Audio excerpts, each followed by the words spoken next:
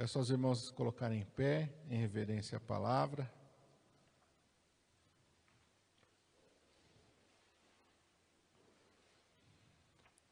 Vamos abrir as nossas Bíblias em 1 Samuel capítulo 7. 1 Samuel capítulo 7. Vamos ler a partir do versículo 2.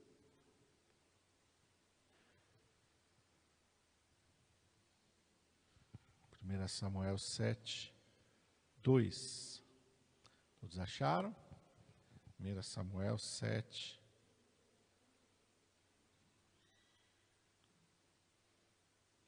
Amém?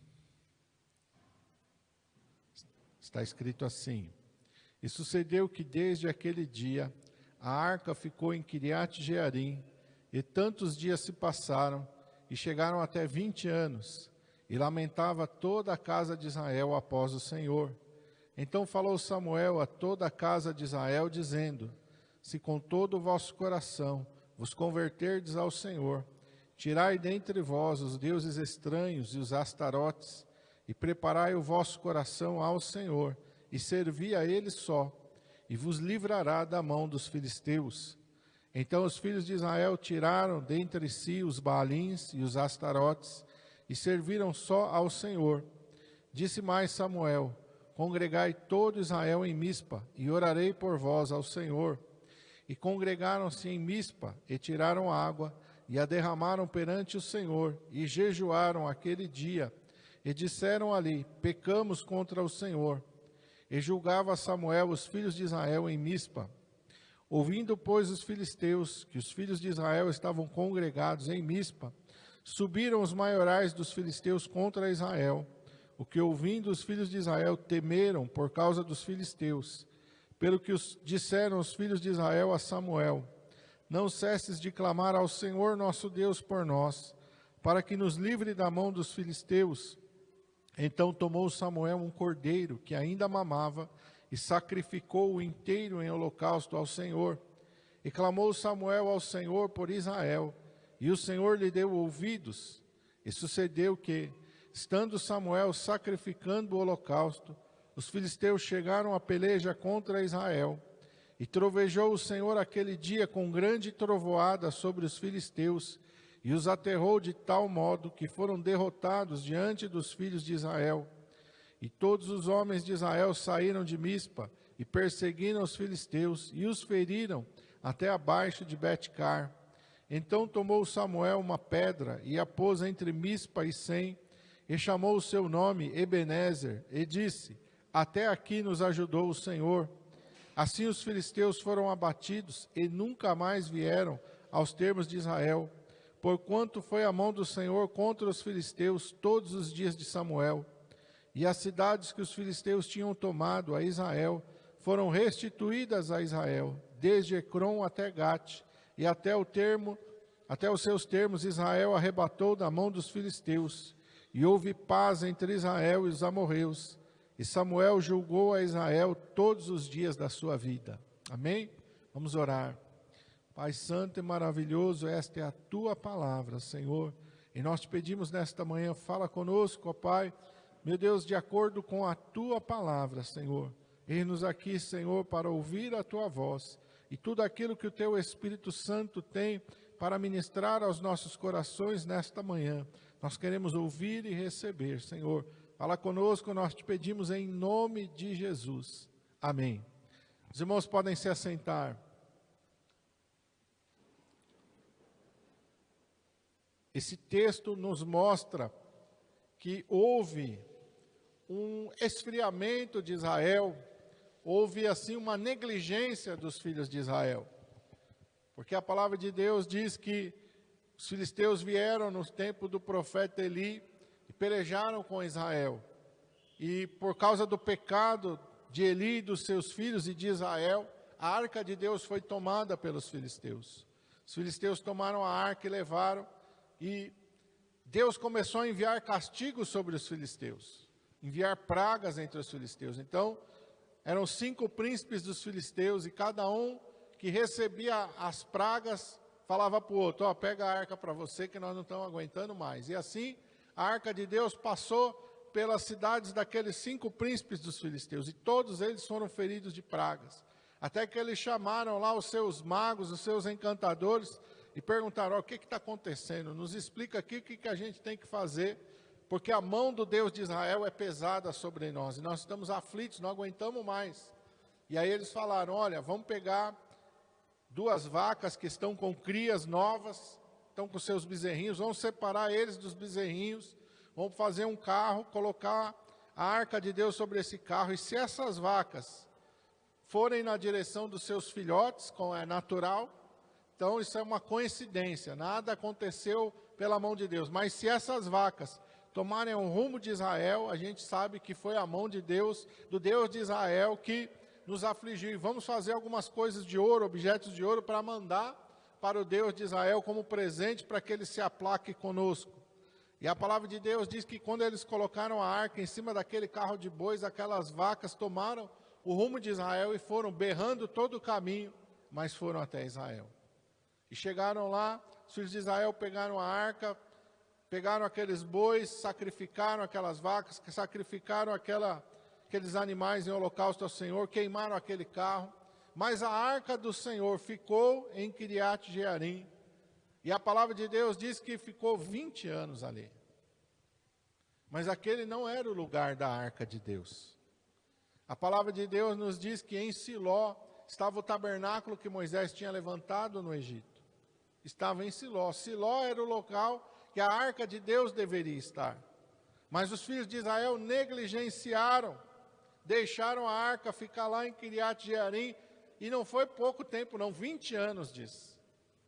E por causa dessa negligência de Israel com as coisas de Deus, os filisteus vieram e tomaram partes do território e começaram a afligir os filhos de Israel. Mesmo com o profeta Samuel ali sendo um servo de Deus, os filisteus estavam afligindo os filhos de Israel. E o Senhor colocou algumas lições aqui no meu coração e eu marquei aqui para passar com a igreja. Quando nós nos esfriamos, quando nós negligenciamos as coisas de Deus, o inimigo ganha espaço na nossa vida. Diz aqui no versículo 2, no versículo 3, que desde aquele dia a arca ficou em Quiriate Jearim tantos dias que se passaram e chegaram até 20 anos, e lamentava toda a casa de Israel após o Senhor. Então falou Samuel a toda a casa de Israel, dizendo: se com todo o vosso coração vos converterdes ao Senhor, tirai dentre vós os deuses estranhos e os astarotes, e preparai o vosso coração ao Senhor, e servi a Ele só, e Ele vos livrará da mão dos filisteus. Os filhos de Israel estavam ali cocheando entre 2 caminhos, entre 2 pensamentos. Além de negligenciarem a sua vida espiritual, as coisas de Deus, além de o inimigo ganhar terreno entre eles, eles estavam com seu coração dividido. Seu coração não era inteiro na presença de Deus. E muitas vezes isso acontece quando nós negligenciamos as coisas de Deus, quando a gente negligencia a oração, quando a gente negligencia a leitura da palavra, quando a gente negligencia a comunhão do corpo de Cristo, o inimigo vai ganhar terreno na nossa vida. E como é que nós vamos ficar? Diz aqui que os filhos de Israel se lamentavam, começaram a sofrer. Nós vamos sofrer a cada tempo que nós deixamos de consagrar ao Senhor. Em vez da gente separar um tempo, em vez da gente separar um momento, em vez da gente levar a sério as coisas de Deus, a gente for usar esse tempo para qualquer outra coisa, nós vamos dar mal, nós vamos nos dar mal. Tem um ditado que eu ouvi, é um ditado, não é um versículo, há muito tempo, eu nunca mais me esqueci.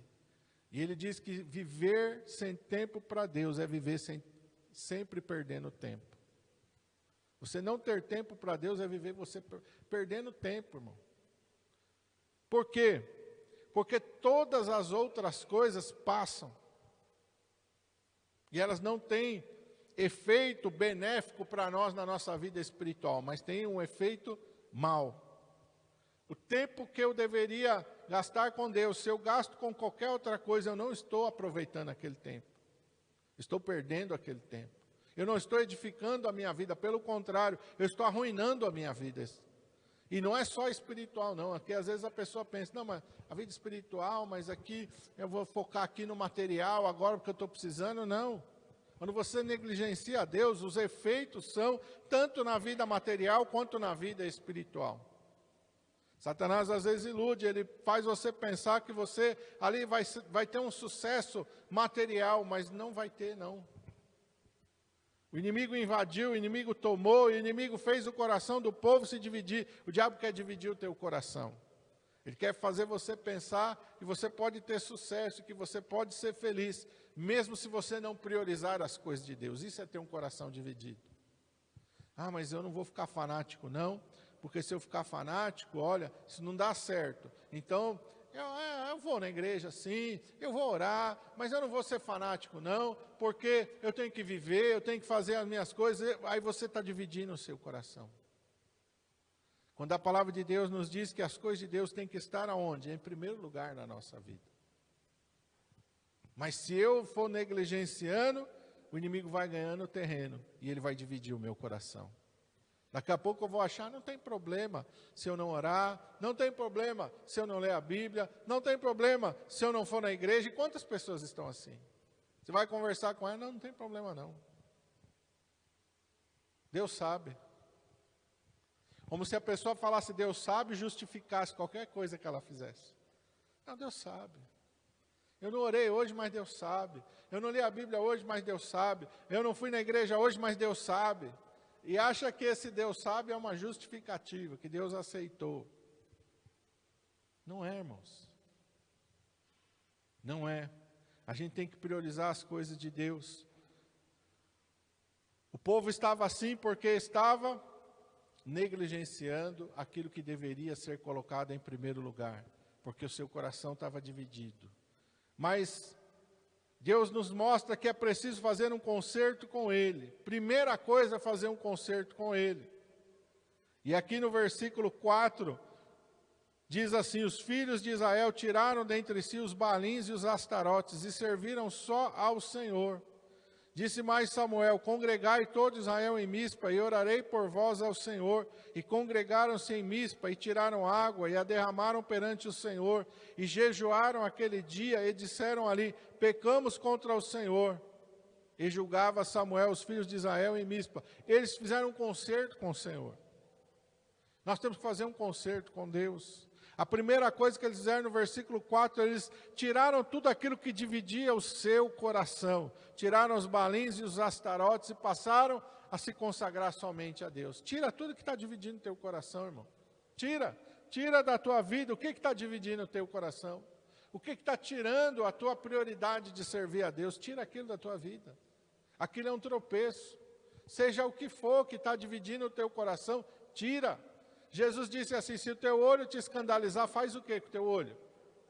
Vamos lembrar do que Jesus falou. Jesus foi radical naquilo que ele falou. Se o teu olho te escandalizar, arranca ele fora. É melhor você entrar com um olho só na vida eterna do que tem nos dois olhos, perecer no inferno. Não foi isso que Jesus falou? Se a tua mão te escandalizar, arranca fora a tua mão. É melhor você entrar na vida eterna com uma mão só, do que tendo as duas e ser lançado no fogo do inferno. O que está fazendo você dividir o teu coração, meu irmão? Arranca aquilo da tua vida. Jesus deu exemplo de coisas físicas e de coisas que são dolorosas. Quem consegue arrancar o seu próprio olho? Quem é que consegue arrancar a sua própria mão? Então Jesus está dizendo que vai ser difícil. É isso que Jesus está mostrando, que muitas vezes você vai achar que você vai estar perdendo alguma coisa, mas você não vai estar perdendo nada. Não é assim? Você olhando naturalmente parece que você está perdendo alguma coisa, mas você não vai estar perdendo nada. Jesus diz: quem perder as coisas desse mundo por minha causa, vai ganhar todas as coisas. Então, tem momentos na nossa vida que nós temos que fazer escolhas. Olha lá o jovem rico. O jovem rico fez uma má escolha. Nós precisamos fazer a boa escolha. A escolha de priorizar o Senhor. Maria escolheu a boa parte. Jesus diz: nós temos que escolher a boa parte. Qual foi a boa parte que Maria escolheu? Priorizar o Senhor Jesus. Priorizar as coisas de Deus. Priorizar o reino de Deus. Nós precisamos entender isso. Os filhos de Israel fizeram isso, se congregaram, amém? Derramaram água perante o Senhor, jejuaram, eles tomaram atitudes de consagração. Você precisa tomar atitude, você precisa se consagrar mais. Nós precisamos nos consagrar mais. É isso que Deus quer. Essa semana eu estava meditando ali para escrever o devocional e o Senhor me fez lembrar daquela passagem de Paulo. E Paulo fala naquele versículo: em nada tenho a minha vida por preciosa, contanto que cumpra o ministério. Paulo está dizendo: a coisa mais importante da minha vida é cumprir o ministério de Deus. Nada é mais importante para mim. Ele sabia que ele estava indo para Jerusalém, e se você for ler Atos dos Apóstolos, ele sabia que aguardavam prisões, que aguardavam coisas, e ele vai chegando nas cidades e as pessoas vão falando para ele: ó, Deus me mostrou que quando você chegar em Jerusalém você vai ser preso. Paulo, desiste de lá. Ele falou: não, irmãos, eu estou pronto não só a ser preso por Jesus, eu estou pronto para entregar a minha vida. Eu não vou. E os irmãos começaram a chorar, ele falou: não, para de chorar, vocês estão me magoando o coração. Não, eu vou sim. Porque eu vou cumprir o propósito de Deus. Se é para Jerusalém que eu tenho que ir, se em Jerusalém for preso, eu vou, porque essa é a vontade de Deus. Vocês acham que a vontade natural de Paulo era ir para Jerusalém, sabendo que aguardava prisões e tribulações? Não. A vontade dele era fazer como Jonas, né? Jonas queria ir para onde? Tarsis. Qual é a cidade natal de Paulo? Tarsis. Eu vou para Tarsis também, né? Vou lá, minha cidade natal, nasci lá. Mas não era a vontade de Deus. Então nós precisamos entender que a vontade de Deus tem que estar em primeiro lugar. Jesus disse: que adianta o homem ganhar o mundo inteiro se ele perder a sua alma? Que adianta você fazer as coisas? Fiz o que eu queria. Nossa, estou satisfeito. Me realizei. Jesus não contou a parábola do homem? Disse: alma, agora come e bebe, porque o que tens em depósito dará para muitos anos. Ganhou na loteria, está milionário. Não preciso mais esquentar a cabeça com dinheiro. Jesus disse: louco, essa noite eu vou pedir a tua alma. E o que você tem não vai adiantar em nada. Os teus bens não vão adiantar em nada. O dinheiro que você ajuntou, as coisas que você fez aí na terra, que satisfez o teu coração e para a tua alma, não vão valer nada. O rico e Lázaro, o rico vivia como? Todos os dias, esplêndida e regaladamente. Fazia só o que queria, fazia só o que tinha vontade, fazia só o que satisfazia a sua alma. Mas a Bíblia diz que ele morreu e ele foi para onde? Foi lançado no inferno. Quem vive só para satisfazer a sua vontade, quem só faz o que quer, o seu destino é o mesmo do rico, da parábola do rico e Lázaro. Vai para o inferno. Vai para o inferno.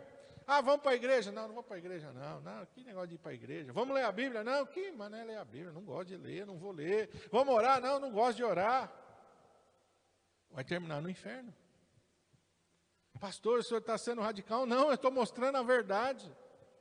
E se a gente viver para satisfazer a nossa vontade, e se a gente viver para fazer só o que a gente quer, nós vamos terminar no inferno. Por isso a Bíblia diz: há caminho que ao homem parece que é bom fazer só o que quer. Parece que é bom você viver só para satisfazer a tua vontade. Não parece que é bom? Parece. A gente olha para o mundo e vê as pessoas do mundo aí, parece que estão vivendo no céu. Vão terminar no inferno.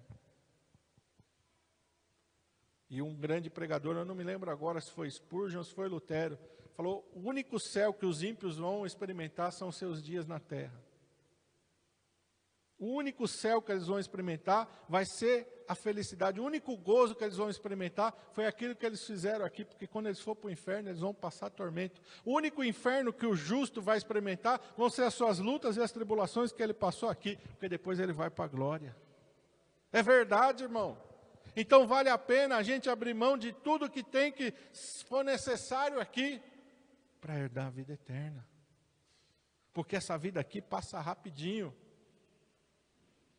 E quando ela chegar no final, o que importa não é quantas casas eu tenho, quantos carros eu tenho, quanto que eu tenho no banco, isso aí não importa nada. O que importa é o que eu vivi para Deus ou não. É isso que importa. Por isso Moisés não pensou duas vezes em sair do palácio e se misturar com o povo e buscar a vontade de Deus para a sua vida. Por isso ninguém, se você for olhar dos apóstolos, pensou duas vezes em largar tudo para seguir ao Senhor Jesus, porque eles sabiam muito bem o que estava em jogo. A igreja de hoje precisa acordar. Nós precisamos acordar. Nós precisamos despertar. Os filhos de Israel estavam dormindo espiritualmente. Enquanto eles dormiram, o inimigo entrou. O inimigo quer que você fique dormindo, que você fique adormecido. O inimigo quer que você negligencie, que você ache que não tem nada a ver, e você acha que o pastor é radical, que a mensagem é radical demais. Ele quer que você pense que não tem nada a ver, não. Ele quer que você fique bem tranquilão. Descansa, come, bebe, olha, vai alegrar o teu coração, vai alegrar a tua alma. Não busca aquilo que vai te satisfazer, fica tranquilo. E deixa a vida passar. E deixa a vida correr. E nós não podemos, irmãos, porque cada dia que nós fomos negligentes, vai ter um prejuízo para nós. Mas cada dia que eu aplicar o meu coração nas coisas de Deus, vai ser algo que vai ser acrescentado para mim. Amém? Os filhos de Israel, então, primeira coisa, fizeram um concerto, eles tomaram atitudes. Tome atitudes na tua vida que você precisa tomar. Você sabe o que você precisa abrir mão na sua vida. Você sabe o que você precisa tirar da sua vida.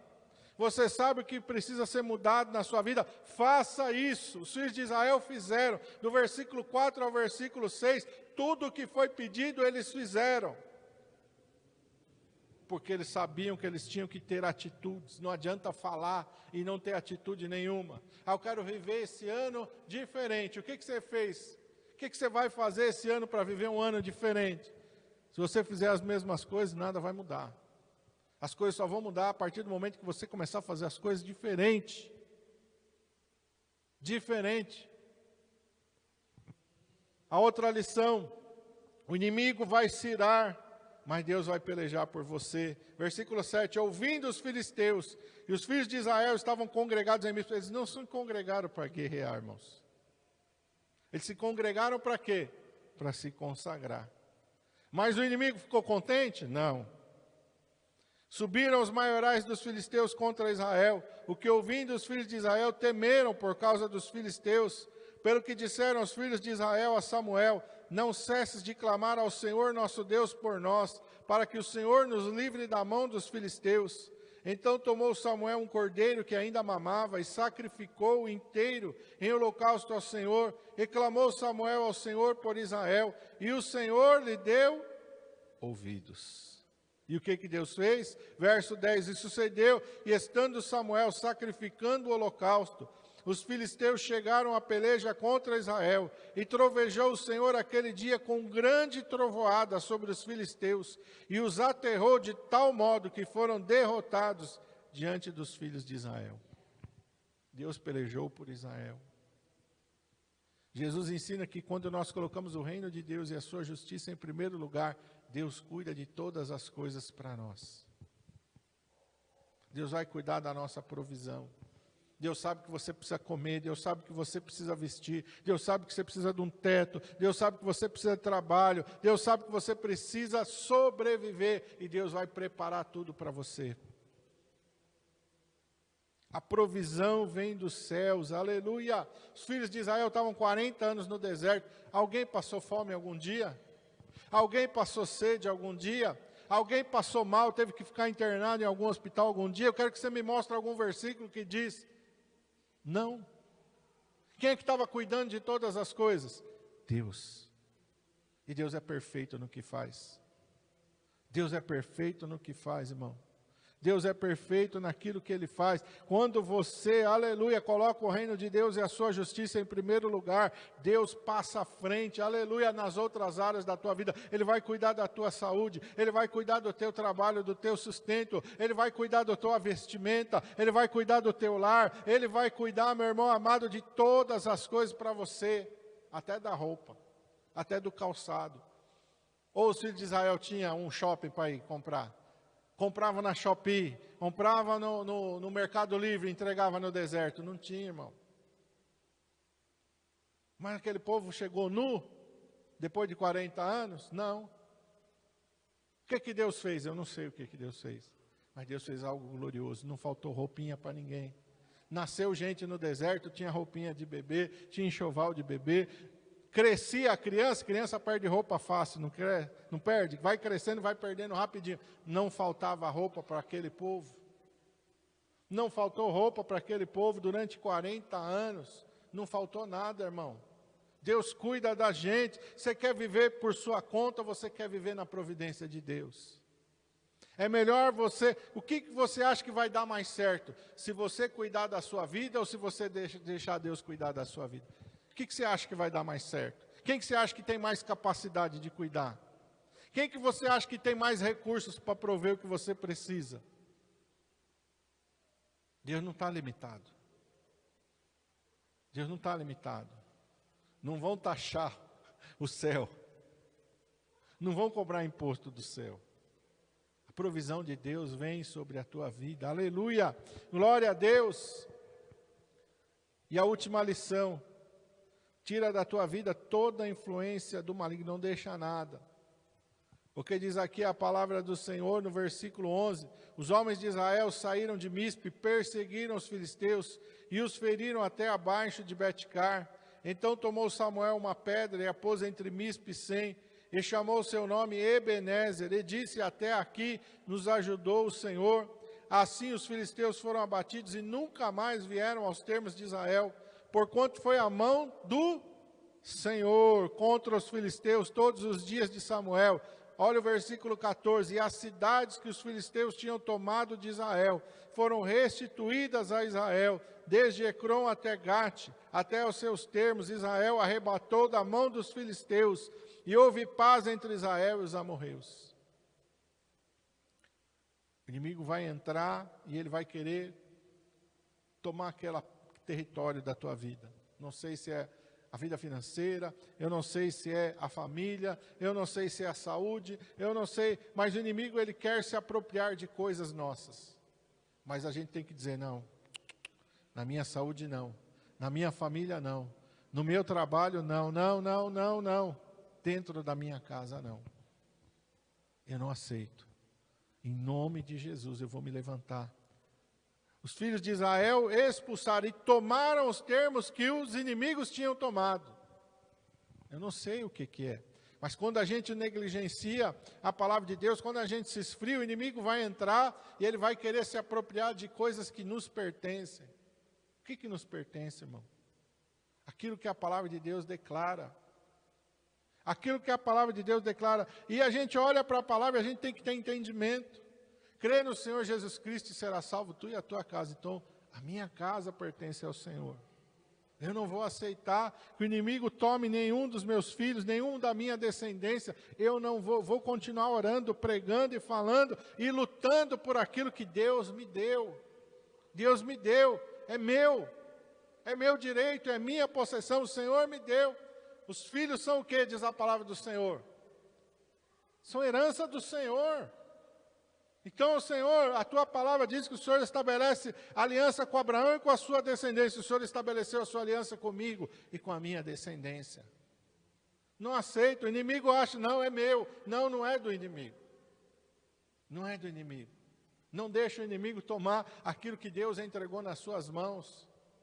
A tua saúde é um bem que Deus colocou nas tuas mãos. O Senhor Jesus Cristo levou as tuas dores e as tuas enfermidades, a tua saúde, aleluia, é algo que Deus te deu, para você desfrutar da tua saúde. Ou você olhar quando morreu Moisés, lá no finalzinho de Deuteronômio, a Bíblia diz que não faltou vigor, não faltou saúde, não faltou nada. Moisés não era um velhinho lá que estava com muita dificuldade, que alguém precisava amparar ele no final da vida dele, não.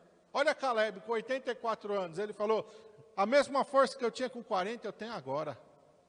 Me dá Hebron aqui, mas tem gigante Hebron, não tem problema, eu vou lá e vou lutar. Porque Deus preservou. Moisés não escureceu nos seus olhos, Moisés não perdeu a audição, não perdeu a vista, Moisés não perdeu a força, não perdeu o vigor. A tua saúde é algo que Deus te deu. estou dizendo que você nunca vai ficar doente. Eu estou dizendo que quando você ficar doente, você vai dizer, não, a minha saúde é uma herança que o Senhor deu na minha mão. O Senhor Jesus Cristo pagou pela minha saúde lá na cruz do Calvário.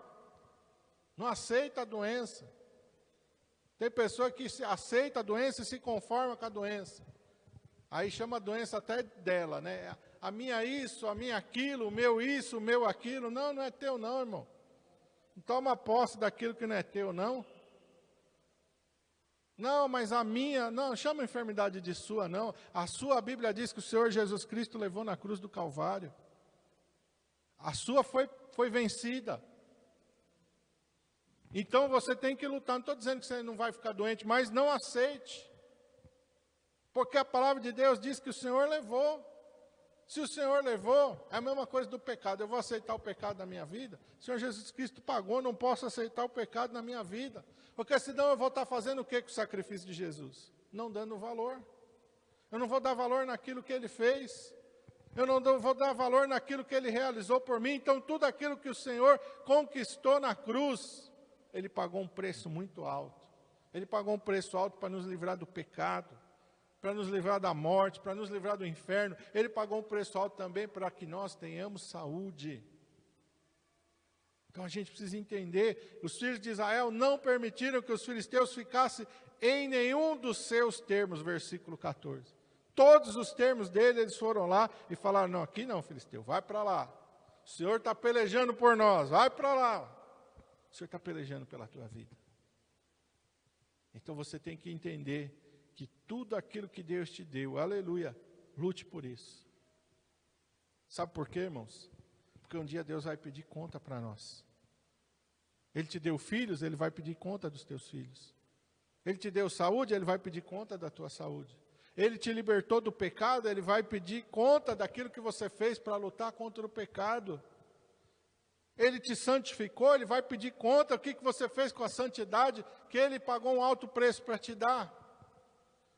Fomos santificados, fomos justificados pela fé em Cristo Jesus. É obra de Deus, não é nossa. Então nós temos que zelar por tudo aquilo que Deus fez na nossa vida. Lembra do começo, a negligência com as coisas de Deus vai nos fazer sofrer. Vai fazer o inimigo tomar terreno na nossa vida. Mas Deus não quer que nenhuma parte da nossa vida tenha nenhum centímetro, nem um milímetro sob o controle do diabo. Amém? Vamos ficar de pé.